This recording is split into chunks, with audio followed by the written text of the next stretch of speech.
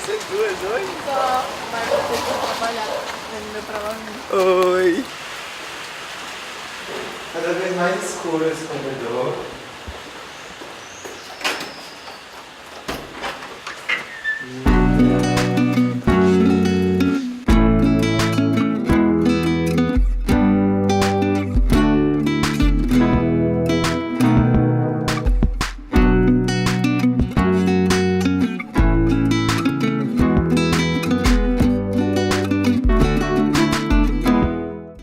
Meu nome é Maurício Duarte, eu tenho 23 anos, eu sou de Manaus e a minha infância, na verdade, eu morei no interior, no município que chama Iranduba, e lá, no lugar onde a gente morava, praticamente no entorno da nossa família. Então a gente tinha um sítio e ao lado do nosso sítio tinha um sítio do meu tio e um pouco mais para cima, um pouco mais distante, o sítio da minha avó. E a maior parte do tempo a gente passava no sítio dela, né, que no nosso a gente tinha alguns plantios, os meus pais trabalhavam mais para a parte da agricultura, então a gente tinha plantio de pupunha, tinha plantio de urucum, tinha época certos períodos que era feito farinha, então tinha muito esse tipo de trabalho. Isso era o que mantinha a renda da família. Desde pequenos, meus pais eles já desenvolviam essas coisas, não só essa produção, trabalhando com agricultura, mas também uma coisa mais voltada para o artesanato. Então, minha mãe fazia os brinquedos das minhas irmãs e, tipo, o urucum ele tem uma casca meio dura. E aí a gente colocava uns pauzinhos no urucum e fazia de boi. Então, tipo, tinha muito isso dessa imaginação, dessa criatividade. Era uma frase assim que eu super usava, que depois, quando eu cresci, a mãe falava. Que eu falava que eu me sentia um passarinho preso numa gaiola. Que aquela casa pequena, aquele espaço de cara pra rua, que você não podia sair, como era no interior, me sufocava muito. Mas também foi ali que eu comecei a conhecer um outro universo. A minha tia costura, até hoje, ela é costureira, e ela tinha um ateliê na casa do lado. Era um terreno grande, demasiadamente grande, a casa dela era de um lado e o ateliê era do outro. E aí eu saía da casa dela e ia para lá para o ateliê, e mexia nas máquinas, mexia nos tecidos, tipo, tava lá, curioso, mexendo em tudo aquilo, eu brincava com as ferramentas dela. Então eu lembro desde muito cedo dela com uma fita métrica no pescoço, tipo, os pedais. E a minha avó também, ela costurava. Então o meu contato ele aconteceu não só na minha tia, quando a gente mudou para Manaus, mas quando a minha avó fazia tapete, umas coisas de fuxico, umas coisas daqueles tecidos que você vai juntando e vai fazendo uns caminhos de sobreposição de tecido. E um dos trabalhos que meio que me impulsionou para gostar de moda foi um trabalho que eu tinha que fazer umas camisetas. E aí as camisetas elas tinham que ser pintadas à mão. Na verdade, a gente transferiu o que era a tela para a roupa. E eu fiz uma camiseta que era tipo meio nada a ver, era um olho maior que o outro, porque um amigo tinha comprado uma camiseta que era mais ou menos isso. Então eu me inspirei na camiseta dele para fazer esse trabalho. Só que aí nisso eu vi que poderia se tornar alguma coisa que era legal e que dava para virar um trabalho.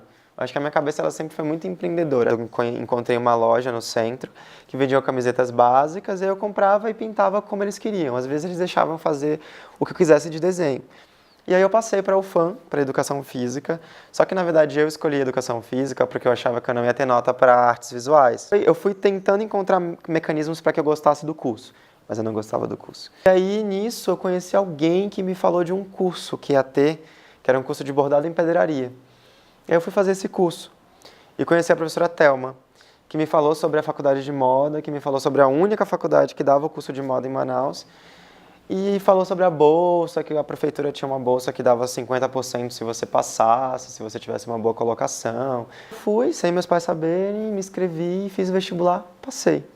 Passei para conseguir esse 50%. Aí me inscrevi no vestibular de moda e aí comecei a fazer. No começo foi meio escondido, assim, eles não sabiam o que eu estava fazendo. Como eu achei um pouco a faculdade fraca, eu achava que podia ter mais. Eu comecei a procurar coisas fora. Como eu já conhecia um pouco o sistema do Senai, de cursos, eu procurei o Senai para fazer curso de costura industrial, costureira industrial, sabia nada de costurar, eu achava que eu não tinha coordenação motora, porque a minha cabeça é mais acelerada que as minhas mãos, e eu falava, meu Deus, eu vou pisar, eu vou acelerar, eu vou costurar meu dedo, não é isso. Aí eu comecei a produzir e comecei a ver que não ia dar conta de produzir, ir para o curso e ir para a faculdade. Aí eu desisti do curso. É só questão de idade, passando dessa fase.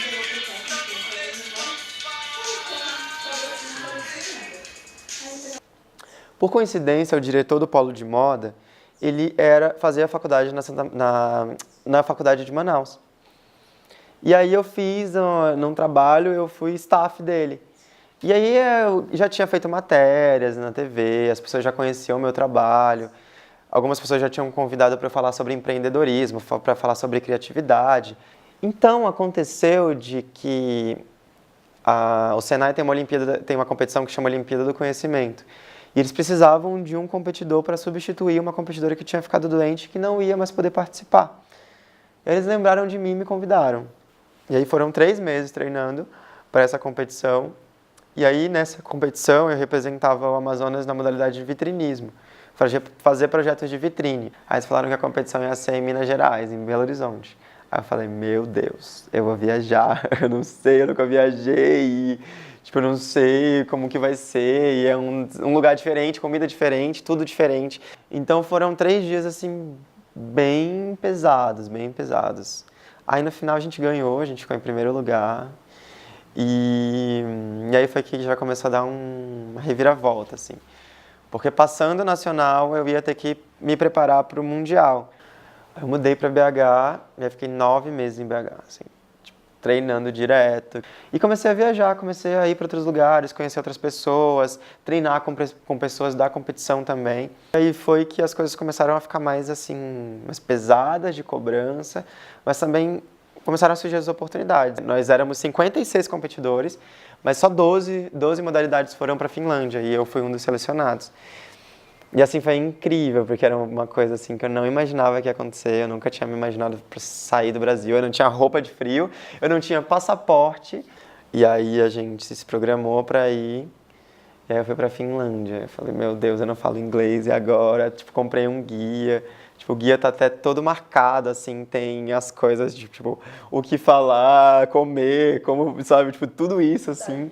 E aí depois, eu fiquei em segundo lugar, a Finlândia ganhou, o Brasil ficou em segundo e a Holanda ficou em terceiro. Nunca ninguém do Norte tinha passado para uma competição mundial, então assim, eu virei ter matéria em Manaus, saí em alguns sites, porque era uma coisa que era primeiro lugar para eles.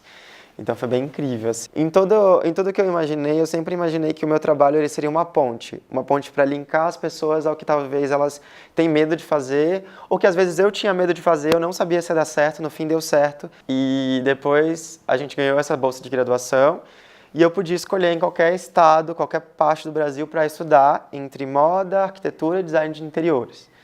E eu já fazia as camisetas, já tinha o meu trabalho, então eu escolhi estudar moda.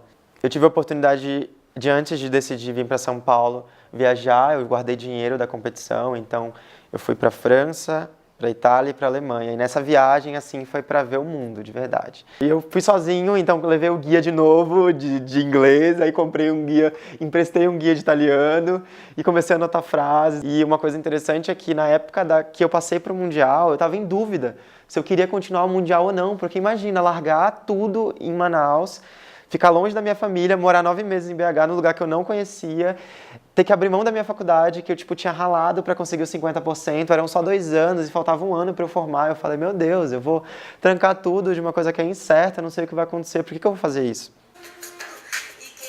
Olha que maravilha.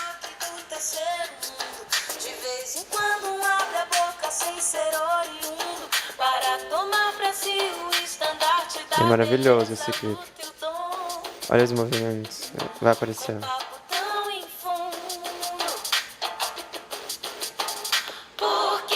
Olha isso, que maravilhoso.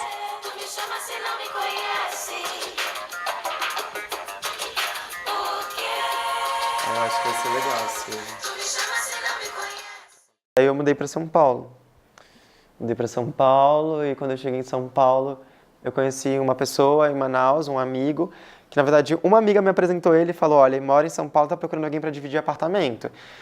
Aproveita que ele tá aqui, vocês se encontram e já conversa, porque não tinha nada certo ainda onde eu ia morar. Vim para São Paulo, morei com esse amigo 1 ano, só que depois de um tempo a gente não estava se dando muito bem, a gente era um pouquinho diferente, e eu decidi ir para outro lugar. Aí eu mudei para a casa onde eu tô, que é uma república, que fica mais perto da faculdade, eu conseguia ir andando. Na época o meu quarto ele era pequeno, ainda não era como é o ateliê hoje, o ateliê, né? Comecei a trabalhar, eu estagiava, só que o meu primeiro estágio foi bem frustrante, assim, porque era uma pessoa que não se preocupava com funcionário. Mudei para um outro estágio e foi lá que eu comecei a alcançar as coisas, eu comecei a receber um salário digno, porque apesar de tudo, a faculdade que eu estudo não é uma faculdade barata. Reconheceram isso e me pagaram um salário maior, um salário mais justo, e eu comecei a investir em máquina, eu comecei a focar no meu trabalho. Eu sempre tive vontade de ter minha marca, eu sempre acreditei que ia acontecer. Então, na minha cabeça, desde que eu saí de Manaus, eu sabia que eu queria ajudar meus pais. Que o meu foco de vir pra cá era poder ajudar minha mãe. Eu sempre gostei de umas peças diferentes, eu nunca gostei de camiseta básica. Então, eu cortava a gola quando eu comprava, às vezes fazia um outro detalhe. E quando eu comecei a costurar, quando eu aprendi a costurar na faculdade, eu vi que eu podia criar as coisas do jeito que eu gosto, do jeito que eu procurava e nunca achava, nunca encontrava. A pintura sempre foi uma coisa que eu gostei muito, só que eu sempre tive muito bloqueio para desenho. Desenho que eu falo desenho que você entende a imagem, que você vai olhar para uma ilustração e vai falar isso é uma mulher, isso é uma casa, isso é um desenho mais perfeito. Eu sempre gostei de como a tinta conversa quando ela começa a se acoplar com as outras cores, do que isso se transforma, da imagem que isso cria sem que eu tenha pensado numa imagem. E eu sempre gostei muito de abstrato, eu sempre gostei muito de Kandinsky, eu sempre gostei muito de Monet, eu sempre gostei muito de Van Gogh. O traço do Van Gogh, de você pegar aquelas pinceladinhas e transformar em imagens incríveis. Eu sempre gostei muito mais de arte do que de moda, então eu nunca pensei numa estampa A4, numa coisa pequena. Eu sempre pensei que se eu fizesse, seria algo que ia expandir, que ia ser maior do que o convencional, que ia ir para as costas, que ia fazer parte de uma outra parte da peça. E comecei a acreditar. Eu sempre usei muito o que eu faço, eu adoro usar as minhas coisas, então, isso foi uma das coisas principais para que as pessoas começassem a olhar de novo, assim como na época do Orkut, que eu comecei a pintar as coisas e falar, olha que legal, que bonito. Ah, sou eu que faço. Se você quiser, eu posso te mostrar algumas outras coisas. Então, isso começou a ser oportunidades. Foi incrível a sensação de poder costurar em casa, de poder produzir em casa, de não ter horário, porque na faculdade tinha horário de laboratório. Acabava o horário, eu tinha que sair. Em casa não, eu chegava na faculdade com a cabeça a mil e falava, putz, eu pensei nisso, eu vou costurar, vou sentar. E ficava até de madrugada, que eu não via horário. A hora, ela virou meu brinquedo, assim. Hoje em dia, eu tô num ponto na Vila Madalena, numa loja colaborativa que tem tudo a ver com o meu trabalho, assim, que é a arte, que você entra, assim, a energia do lugar é a energia que eu acredito que eu quero para o meu trabalho. Eu vou fixo para Paulista todo fim de semana. Tem agora um ponto de venda em Manaus também, num espaço que também é de arte. E vão surgindo oportunidades como essa que me fez conhecer algumas pessoas incríveis. Seja forte e corajoso, não tenha medo, porque Deus está com você por onde você for. Josué 1:9. E aí ele fez essa foto, aí eles imprimiram na hora e me deram de presente. Tanto é que eu costumo dizer que se você vai levar uma peça minha, você só leve se você vai usar. Porque eu não quero que o meu trabalho ele fique guardado ali numa gaveta. Eu não quero ser alguém que vai ser guardado numa gaveta. E é um pedaço de mim, então eu não vou querer isso sobre o meu trabalho. Então é tocar as pessoas, compartilhar o que eu acredito, e o resto vai acontecer. E as coisas elas vão vir. Vão vir, às vezes, com a energia que a gente coloca, às vezes elas não vêm com a energia que a gente coloca, mas a gente canaliza o que a gente acredita e pensa que aquilo negativo, na verdade, vai virar algo positivo. O meu trabalho ele é uma parte de mim. Que tudo que sai daqui, desse ambiente onde vocês estão, é um pedaço de mim, é um processo meu, é uma música que eu ouço, é um pedaço do que eu acredito, é um livro que eu abro e que eu olho e falo, meu Deus, isso me abriu a cabeça para fazer isso. Não, ela... Eu tô nervosa, hoje eu tô nervosa! Alguns quilômetros da capital.